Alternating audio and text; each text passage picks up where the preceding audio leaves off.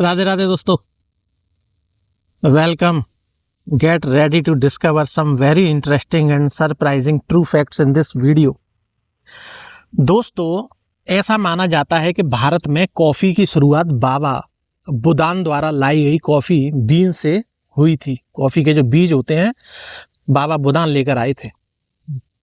दोस्तों, अगर ये अपनी दाढ़ी में कॉफ़ी के बीज छिपाकर भारत नहीं लाते तो आज भारत के पास ना तो कॉफ़ी होती और ना आप और हम कॉफ़ी का स्वाद जान पाते। कॉफ़ी की जो खोज हुई थी वो हुई थी इथियोपिया से। एक्चुअली 9वीं सेंचुरी में एक काल्दी नामक का आदमी था जो बकरी चराता था।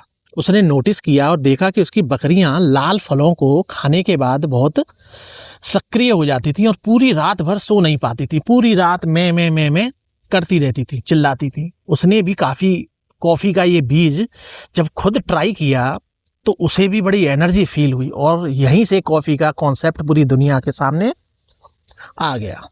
लेकिन सिक्के का एक दूसरा पहलू ये भी सुनने में आया कि कॉफ़ी का यूज़ 15वीं सेंचुरी के आसपास यमन में मिलता है। असल में यमन में एक स्पिरिचुअल ड्रिंक लोग पिया करते थे। 15वीं शताब्दी में यमन के सूफी जो थे, साधु, रात भर इबादत के दौरान जागने के लिए कॉफ़ी पीते थे।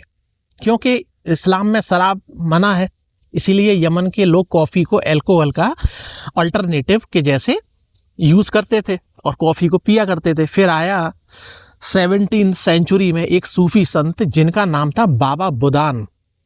तो बाबा बुदान हज की यात्रा के लिए मक्का गए हुए थे। वहीं पर बाबा बुदान ने पहली बार कॉफ़ी को टेस्ट किया। इनको इसका टेस्ट और एनर्जी इतनी पसंद आई कि वो इसे इंडिया लेकर आने का विचार बनाया। लेकिन उस समय अरब देश में बहुत सख्त कानून था कि कॉफ़ी के बीजों को आप रॉ फॉर्म में एक्सपोर्ट नहीं कर सकते, लेकर जा नहीं सकते, इलीगल माना जाता था। तब बाबा बुदान ने क्या किया भाई साहब, 7 कॉफ़ी के जो बीज थे उनको दाढ़ी में छिपाकर इंडिया लेकर आ गए और उन कॉफ़ी के बीज को कर्नाटक का जो चिकमंगलूर हिल्स है ना, वहाँ प्लांट करना शुरू किया और यहीं से इंडिया में कॉफ़ी की पहली खेती शुरू हुई भाई साहब।